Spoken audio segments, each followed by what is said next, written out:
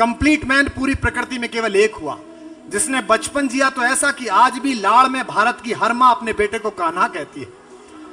जिसने जवानी जी तो ऐसी के इश्क में पागल लड़के को कॉलोनी में लोग कहते हैं बड़ा कन्हैया बना फिरता है। जिसने युद्ध रचाया तो ऐसा कि 5 निर्वासित बच्चों को विश्व की सबसे बड़ी अक्षौणी सेना के सामने विजय दिलाई, और जिसने ज्ञान दिया तो गीता जैसा पर 1000 नोबेल पुरस्कार कुर्बान किए जा सकते हैं।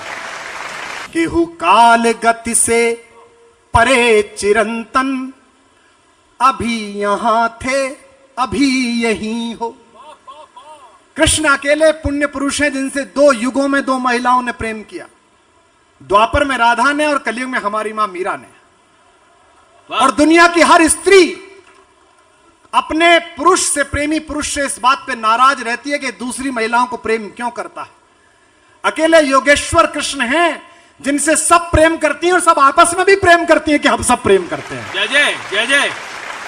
बापू, हमारे बाबा सूरदास ने कहा राधा से बोले नहीं 4-5-6 दिन कृष्ण, बोले नहीं, बात नहीं की तो राधा नाराज हो गई।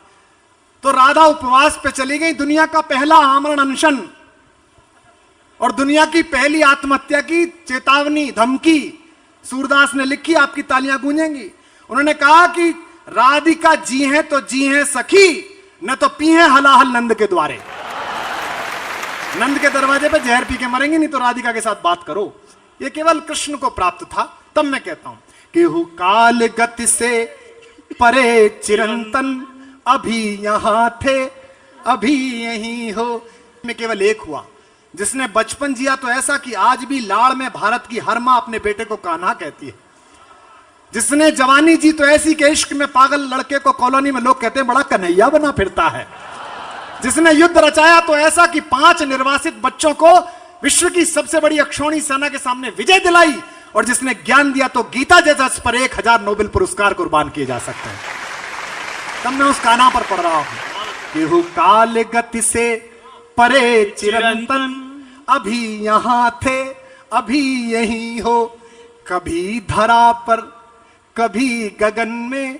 बालकृष्ण ने पूछा मां से कि तू तो कहती थी सूरज पूरब में निकलता है, मैं चिड़िया दिखा रहा था बलदाऊ को पश्चिम में, सुबह सुबह तो सूरज उधर था। तो मां ने कहा तुझे क्या पता, तू त्रैलोक के क्या स्वामी है, जिस दिशा में इंगित कर देगा सूर्य और चंद्रमा को उधर जाना ही पड़ेगा, ये उनका काम है। कि कभी धरा पर कभी गगन में, कभी कहां थे कभी कहीं हो। तुम्हारी राधा को भान है तुम सकल चराचर में हो समाये, बस एक मेरा है भाग्य मोहन के जिसमें होकर भी तुम नहीं हो।